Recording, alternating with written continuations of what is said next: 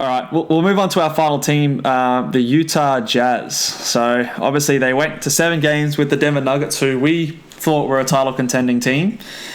What do you think about this Utah Jazz team? Where are they at? That's a good question. I feel like they probably should. I don't know, that series with Denver. I thought they had it, and then they were up 3-1, and I was like, oh, this team's way too good. They're going to roll through them. But then they ended up losing 3 games in a row. I mean, I love me some Donovan Mitchell. He's still on his rookie deal. How crazy is that? And next year, he's still on his rookie deal. It's only $5 million for him next year. Yeah. So he is so cheap.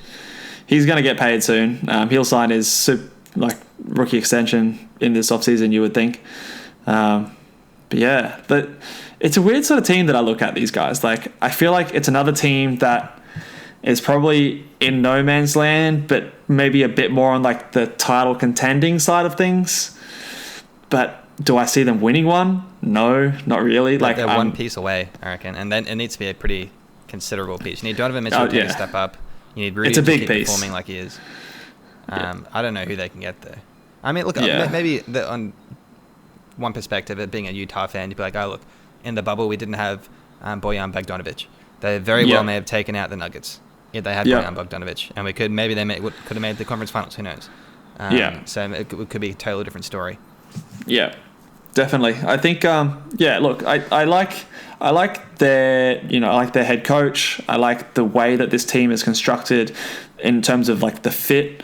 Donovan Mitchell obviously is a star. He's still only 24 years old. Do you think he can, like we talked about Jamal Murray, do you think that he can keep up the level of play that he demonstrated in the bubble? Like, do you think that that's the Donovan Mitchell we're getting? Like, he was putting up some... I love Donovan Mitchell. Like, even during the regular season, I think he was putting up like 25, 5 and 5. I'll start check that now. But he was putting up numbers in the regular season too. If you look at during the regular season, and this is another reason why I had in our top 15, I had Rudy Gobert as the most important or the best player on this team. And after watching the playoffs, I may switch that around, and Thank you. Coming to my side of the fence. Yeah, well, I'll need to see it solidified over the course of a season. Like it was a 7-game sample size that he popped off, so it is tough to say that that's who he is. Whereas Jamal Murray had a bit more of a sample size against some good defensive teams. Denver's not the most defensively minded team. In saying that, though, he had multiple 50-point games in a playoff series, so you got to give the man your respect. But in the advanced metrics of the games, Rudy Gobert's numbers, like his box score plus minus, his PIPM were like towards the top of the league, and Donovan Mitchell was substantially lower compared to Rudy. So I'm hoping that Donovan can turn his like gaudy stats into like winning basketball a bit more. But yeah, I think, but outside of him, they've got, I don't want to say an old team, but it just doesn't seem like everyone else is on the same timeline as Donovan Mitchell, if you know what I mean. Like Mike Conley, 33, Bojan is turning 32 next year. Even Rudy Gobert is like, he's going to be 29 next year. He's approaching 30. He's going to be turning 30 when his contract extension or free agency comes. So like, it's like a weird timeline, if you know what I mean. They're not on the same wavelength like say like the Nuggets are. The Nuggets are all young. All their best players are younger, whereas these guys are a bit all over the shop. I feel if you're looking at a window, I'd still say the next 2 years they're definitely going to compete for. Yeah. Maybe the ceiling is a Western Conference Finals. You get Bojan back. Maybe they get another piece that works out for him. So I feel like, do I think they're going to win a title? I mean, no. But I feel like they're still competing for the next couple years. But yeah, you're right. Look, Conley, he's going to start to decline. Bojan is going to start to decline after a couple years. Joe Ingles has already showed some decline he's slowed down this year. He's on the books for 2 more years. So I feel like you're going to have to bring him off the bench now, from my opinion. And then even some of the other players they have, it's just, nothing. That bench was terrible. So it's one of the worst benches in the league. And I mean, shout out, Jordan Clarkson was pretty good. He is expiring. We get to him next, but that supporting cast is the biggest problem. And one of the reasons, actually, I said it on a few pods ago, that I see Jordan Clarkson winning the Sixth Man of the Year award potentially is because if he re-signs with this Utah Jazz team, he's just like, give him the ball, he's going to put up 18 to 20 points a night because he's the only person who can do anything on that bench. And he actually has surprisingly done a pretty good job at that. So, and as we all know, Sixth Man of the Year is pretty much just who can score the most points.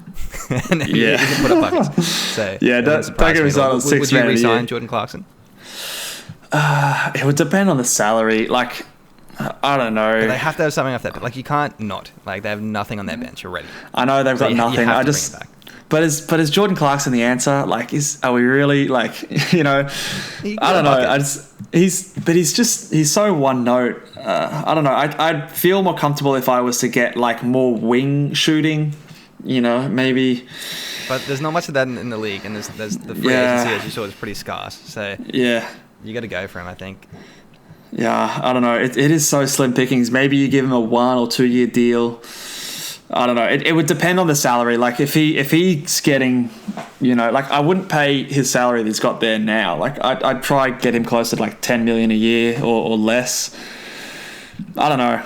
I really don't know what to do with this team. I think like shooting is what they need, and obviously Jordan Clarkson can do that somewhat. But I think that they definitely just need shooting. The more shooting they can get, the better that they'll be. And I do think that they really did miss Bojan Bogdanovic in the playoffs, because no one else on this team can shoot really. Like I guess Jingles can do a little bit, but he's not the most reliable guy, and he's just getting older. But outside of Donovan Mitchell, Mike Conley was awful last year. He had injuries.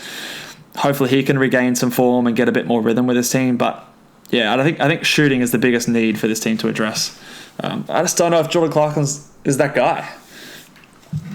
Well, look, they have nothing on the bench, so they have to bring him back. I'll mention maybe Royce O'Neal. I actually don't mind him. I think he's a serviceable role player.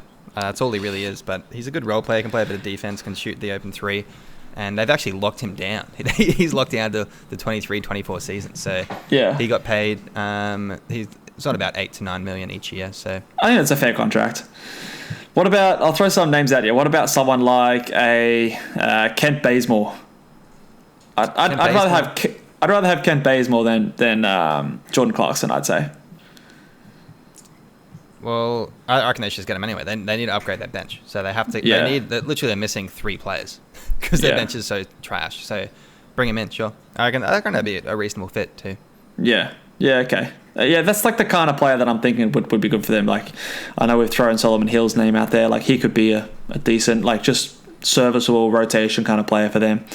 I don't know what Brooklyn's doing with Joe Harris. They probably will look to re-sign him, but say that they go somewhere else, he would be a perfect guy to come and slot into this team. I know he's a bit old, but even like a Marco Bellinelli sort of type player is another guy that I'm looking at for them. But just like those classic, you know, floor spacing wing players that can knock down a bucket and give Donovan Mitchell that space that he needs to get in there and create. Because if they don't have that shooting, they pack him in, and it's really hard for him to score then moving forward. So yeah, do you think their ceiling's Western Conference Finals?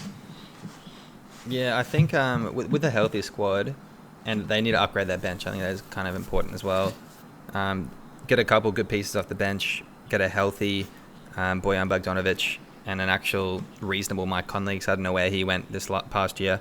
If he comes back strong this season, maybe gets a bit more comfortable with the players and a bit more comfortable with Rudy and Donovan. Ceiling is Western Conference Finals for me.